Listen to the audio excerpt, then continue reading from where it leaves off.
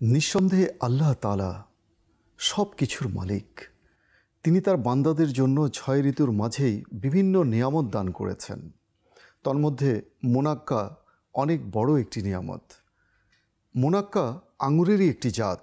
হাদিসে পাকে বর্ণিত, নবী করিম রউফুর রহিম সাল্লাল্লাহু তাআলা আলাইহি ওয়াসাল্লাম ইরশাদ করেছেন, তোমরা মুনাক্কা খাও, তা উত্তম খাবার। এটি মেরুদণ্ডকে মজবুত করে, রাগ দমন করে, মুখ সুগন্ধিময় করে এবং কফ দূর করে।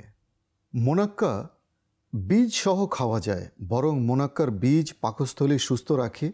মুনাক্কা কয়েক ঘন্টা পানিতে ভিজিয়ে রাখুন, অতপর এর ছিলকা তুলে মজ্জা বের করে নিন। মুনাক্কার মজ্জা ফুসফুসের জন্য যেমন ফলদায়ক, তেমনি পুরাতন কাশির জন্য খুব উপকারী। এটা হৃৎপিণ্ড এবং কিডনির ব্যথা দূর করে, কলিজা ও যকৃতের শক্তি যোগায়, পেটকে নরম করে, পাকস্থলী মজবুত করে এবং হজম শক্তি ঠিক রাখে। মুনাক্কার প্রভাব গরম, যা শীতকালে বেশ উপকারী ও বহু রোগ প্রতিরোধ করার ক্ষমতা রাখে। বিশ্বজুড়ে বৈজ্ঞানিকদের গবেষণা অনুযায়ী এবং বিশেষজ্ঞ ও চিকিৎসাবিদদের মতে মুনাক্কায় প্রচুর পরিমাণে অ্যান্টিঅক্সিডেন্ট রয়েছে, যা বহু রোগ প্রতিরোধ করার ক্ষমতা রাখে। উদাহরণস্বরূপ, মুনাক্কা মানুষের রক্তের সঞ্চালন ঠিক রাখে। মুনাক্কায় প্রচুর পরিমাণে ফাইবার রয়েছে, যা মানবদেহের হজম শক্তিকে বৃদ্ধি করে।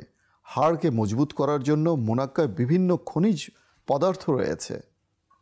মুনাক্কায় ওয়েলস্যানোলিক অ্যাসিড থাকে, যা দাঁতের রোগ ও ক্যান্সার প্রতিরোধে খুবই কার্যকরী। মুনাক্কা চোখের রোগ প্রতিরোধে অনেক গুরুত্বপূর্ণ ভূমিকা রাখে।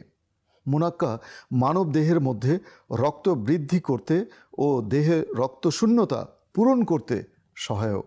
মুনাক্কা আপনার শরীরকে বিভিন্ন ধরনের সংক্রমণ থেকে রক্ষা করে।